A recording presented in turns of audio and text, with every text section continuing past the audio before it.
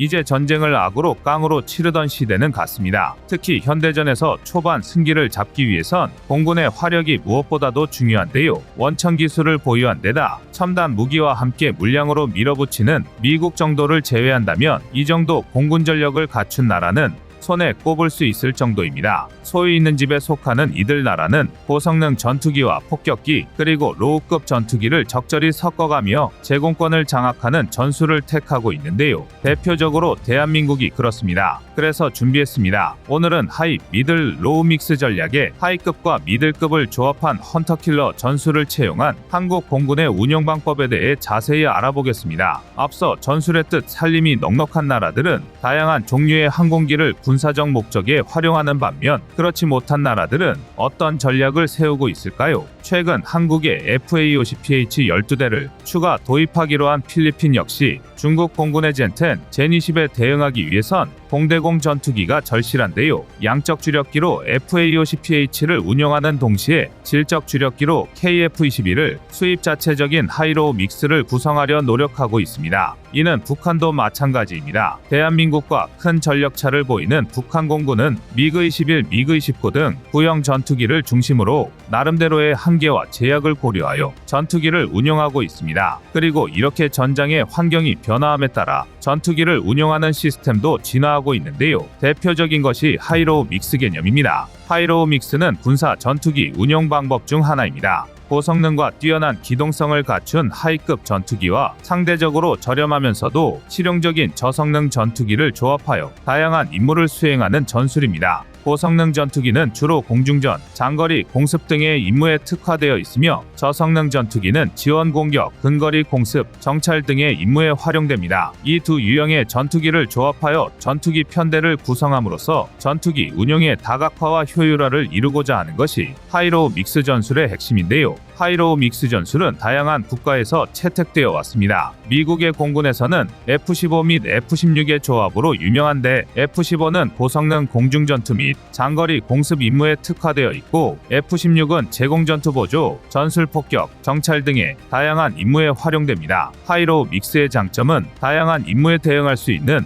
유연성을 확보할 뿐만 아니라 고가의 고성능 전투기와 상대적으로 저렴한 저성능 전투기를 조합함으로써 전투기 운영 비용을 절감할 수 있다는 점에 있습니다. 또한 이러한 전략은 군사적인 다각화와 유연성을 통해 다양한 전투 상황에 대응할 수 있는 능력을 키우는 데 기여합니다. 그러나 이제는 하이로우 믹스 전략에도 변화의 바람이 불고 있는데요. 그 시작은 미군입니다. 미군, 정확히 미공군은 하이로우 믹스에서 벗어나 헌터 킬러 믹스로의 전환을 추구하고 있습니다. 예를 들어 스텔스 전투기인 F-35는 뛰어난 은폐 능력과 통합된 센서 능력을 가지고 있는 헌터의 역할로 적기체를 탐색하고 해당 데이터를 후방에 위치한 FA-28로 방향성 데이터 링크를 통해 전송합니다. 그런 다음 FA-28은 암람을 발사해 적 기체를 격추하는 킬러의 역할을 수행합니다. 이를 통해 미공군은 적합한 위치에서 공중전을 수행할 수 있게 되며 적의 예측을 어렵게 만들어 적군의 대응을 늦추고 더 나은 전투 결과를 가져올 수 있습니다. 하지만 이런 전술을 쓸 수 있는 건 미국 등 극히 일부 국가일 뿐이고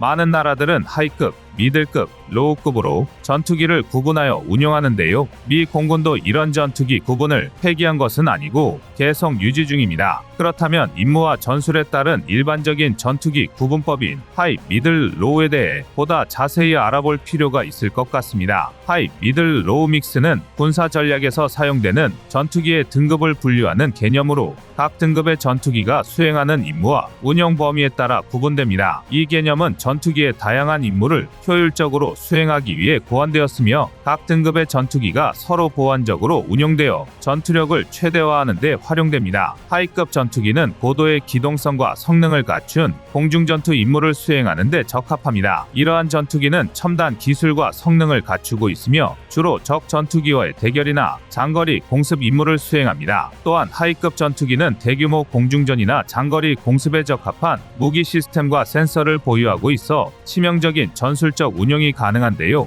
우리 공군의 대표적인 하이급 전투기로는 F-15K, F-35A 등이 있습니다. 미들급 전투기는 다양한 임무를 수행할 수 있는 다목적 전투기로 고성능 전투기와 로우급 전투기 사이에 중간적인 성능과 임무 수행 능력을 갖추고 있습니다. 다양한 임무를 수행할 수 있는 다목적성과 더불어 첨단 기술과 고성능도 함께 가지고 있어 다양한 임무를 수행합니다. 대한민국에서 운영하는 미들급 전투기로는 KF-16, F-16 시리 등이 있습니다. 로우급 전투기는 비교적 저렴한 가격에도 불구하고 실용적이며 경제적인 전투기로 주로 지원 공격, 근거리 공습, 정찰, 항공자위 등의 임무에 활용됩니다. 로우급 전투기는 경제적인 운용과 다양한 임무에 활용될 수 있는 다목적성을 갖추고 있으며 다목적 무기 시스템과 센서를 보유하고 있어 다양한 임무를 수행하는 것이 가능합니다. 한국 공군에서 운영하는 로우급 전투기는 FA-50, F-5EF 등이 있습니다. 이러한 전투기 구분의 개념을 적용하여 가장 성공적인 효과를 거둔 나라는 다름 아닌 미국인데요. 미국은 왜 이런 타입으로 전투기 운용 시스템을 만든 것일까요? 여러 이유가 있지만 그중 핵심적인 몇 가지 이유만 꼽으라면 다음과 같은 것들을 들 수 있습니다. 우선 다양한 임무 수행이 가능하다는 것입니다. 미국은 세계 각지의 서로 다른 환경과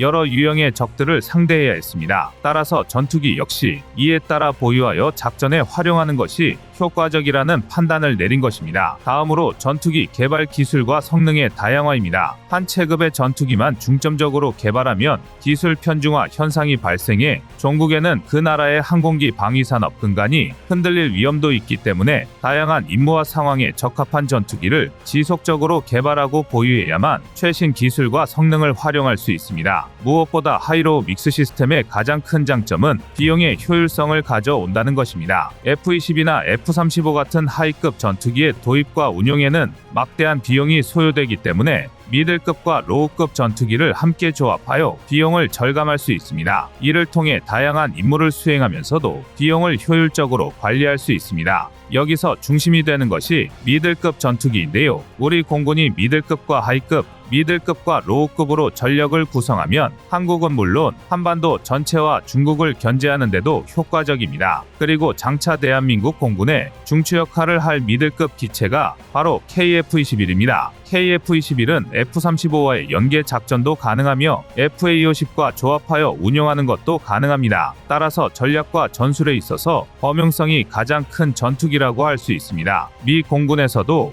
미들급 전투기의 중요성을 모를 리가 없는데요. 그래서 개발한 기체가 F-16V입니다. 이렇게 미들급 전투기를 중심으로 조합을 하는 구성에서 한 단계 더 발전한 것이 앞서 언급했던 헌터 킬러 전술입니다. 미국의 F-35, F-15E, F-21을 이용한 헌터 킬러 전술은 하이급 스텔스 전투기와 다목적 미들급 전투기를 조합하여 다양한 임무를 수행하고 군사 전투력을 최적화하는 전술입니다. 이 조합을 통해 미국은 공중전과 지상전에서의 전투력을 최대화하고 다양한 임무에 유연하게 대응할 수 있습니다. F-22는 하이급 전투기로서 스텔스 능력과 고도의 기동성을 바탕으로 공중에서의 우위를 확보하고 적 기체를 공중전 제압해 제공권 장악을 확보합니다. 공중, 지상, 해상에서 다양한 임무를 수행하는 다목적 스텔스 전투기인 F-35는 스텔스와 다목적 기능을 활용하여 지상 목표를 타격하고 전투 지원 임무를 수행합니다. 또한 다양한 센서 시스템을 통해 적의 위치를 파악하고 정보를 수집하여 전투 상황을 파악하는 역할을 맡습니다.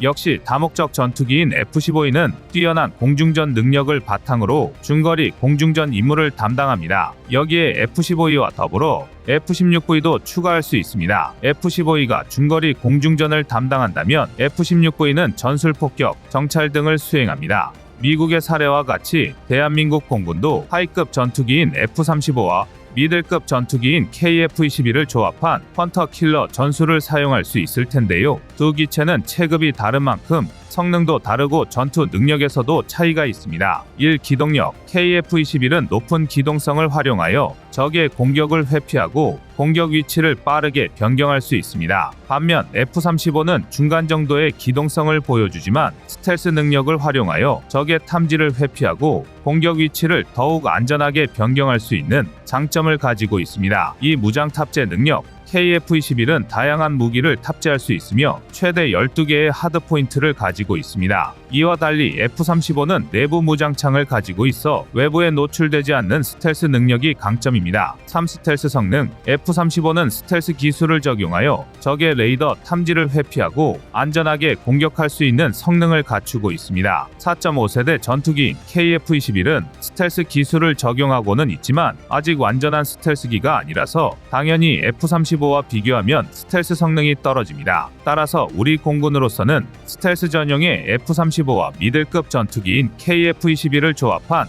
헌터 킬러 전술을 응용할 수도 있고 FA-50 블록 20 버전과 KF-21 블록 3 버전을 전력화시키며 헌터 킬러 전술을 고도화할 수 있을 것입니다. 생각만 해도 벌써 가슴이 뜨거워지는 그림일 텐데요. 이제 KF-21과 FA-50은 자주국방의 버팀목인 동시에 대한민국의 수출 효자 상품이 되고 있습니다. 큰 우려를 낳았던 KF-21 초도 물량 양산 문제가 해결된 만큼 앞으로도 소모성 논란은 줄이고 국가의 정책적 지원이 이어져야겠습니다. 여러분의 생각은 어떠신가요? 이상 꺼리튜브의 두 번째 미션이었습니다.